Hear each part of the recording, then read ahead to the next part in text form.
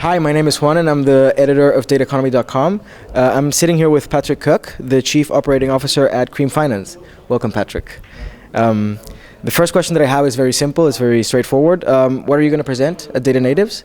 I'm going to talk about smart data. Smart data and big data is, in my opinion, basically a different implementation style of how you work with data. So it's a more clear-cut idea what to use. Yeah? And what I'm going to present is why smart data actually outperforms in the real case big data. Okay, so you're going to present like a use case, an actual use cases in three perspectives. First of all, business dependency, customer view, and data science view. Awesome. Can you go a little bit more into detail as to what is smart data? Yeah, in reality, you should look afterwards at the conference, but to talk about the main 3 points. First of all, the smart data and big data difference is that with big data you are quite customer invasive. Because if you, let's say, follow the big data principle, you should try to get from your client Facebook, LinkedIn, and as much information as you can. Yeah? This makes the whole approach very invasive, which leads to two things. First of all, if you have a data leakage, it heavily affects your client because you have everything from him. And secondly of all, you will have issues with your conversion rate because we actually tested to use Facebook in our scoring, yeah? And clients just simply don't want to use it. So you get outperformed by your competition afterwards. Because clients know that you simply know too much. Exactly. They don't want to share the data, and as soon as you have competition, yeah, this is a competitive edge. The second thing is cost efficiency. Yeah? I think data is a very important topic overall because it's the first time in history that we make out of subjective lending rules and policies objective models which really try to predict something. So you're moving up a level on this one. On the other side, at the moment it's quite overhyped in my opinion. So you're really trying to get all the data and think I'm going to do something useful with it, which is in my opinion extremely cost inefficient because you always have to know upfront your use case, what should be in the end the target. Yeah? Pretty much you have to know what you're going to ask the data. It's not going to tell you if you don't know what to ask or what you're looking for. Yes, and there's no sense to collect for the sense of collecting, especially if it costs money. And the third point is also dependency. This is one of the things which is highly underestimated, especially at startups. It's like one of the most important points. If you think back, in the former days, the Facebook API delivered you from the client that you can look at the friends' profiles like the client looks at this. This was changed in Q2 2015 because Facebook's business model is not to provide you data. Facebook's business model is to get advertising and have customers. Customers felt uncomfortable with this, so they changed the data privacy settings. Let's imagine you build a highly predictive model in Q1 2015, which is based on the location of the friends, which you only get because you can look at the friend's profile. Then with Q2 2015, you lose your competitive edge because you created a dependency of yourself on Facebook. But Facebook is not dependent on you. It's a not specialized data vendor for your business. This would be the three most important differences. Okay. I think that makes it very clear. How is the use of smart data changing, or how will it change the fintech space?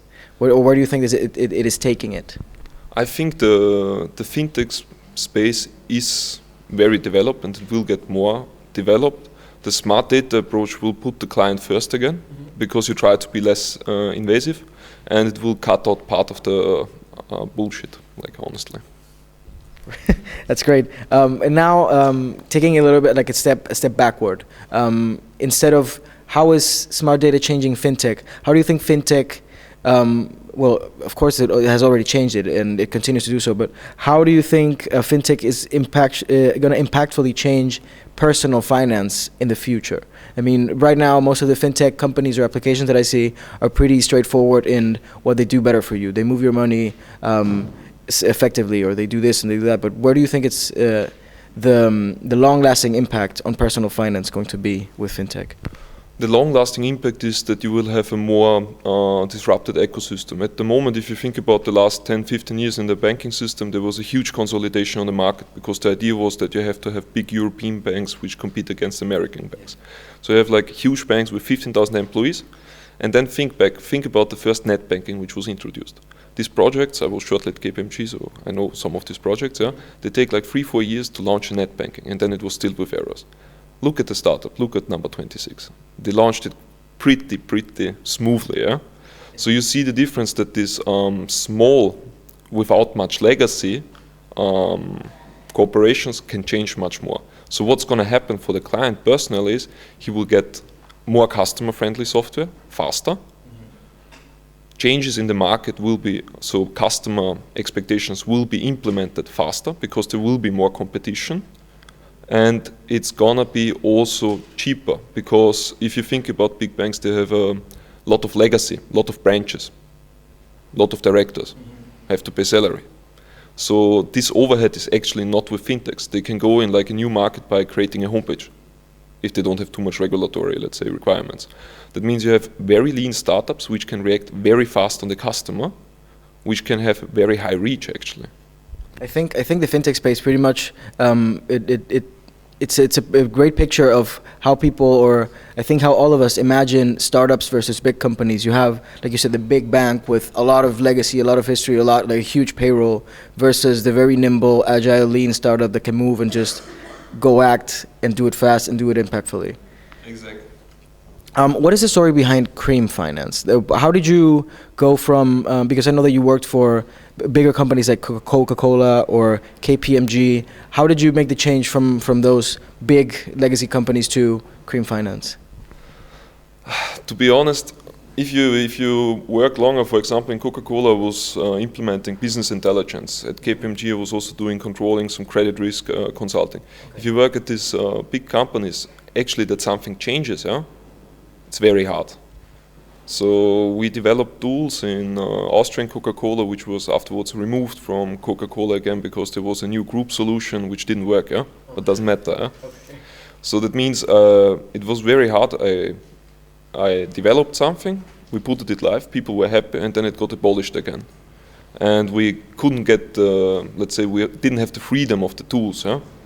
If you went to CreamFinance, in CreamFinance, first of all, it was like very flat. Yeah? That means you have a very lean management and you can really propose ideas. They have to yield any results, otherwise I wouldn't be here anymore. But you can make the idea. You can make the idea, you can push the limits, huh? Yeah. In a certain frame. And this is actually the most interesting about joining CreamFinance, because in the beginning we were a 40 people company, yeah? Now we are 230 or something. Yeah? Wow. And we really did a lot of the basic stuff, especially with the smart data concept, which really brought us extremely cost efficient and lean, yeah, to great results. Huh? That's great. That's great. I would understand why you would make the change. Like I said before, from the huge company where getting something done is really hard to, like you said, the nimble CreamFinance. When I interviewed you previously before the conference, you told me that we were talking about your personal likings and your personal taste. You told me that you were personally interested in, well, among other things, homepage analytics, and you were also interested in statistical methods, especially with R.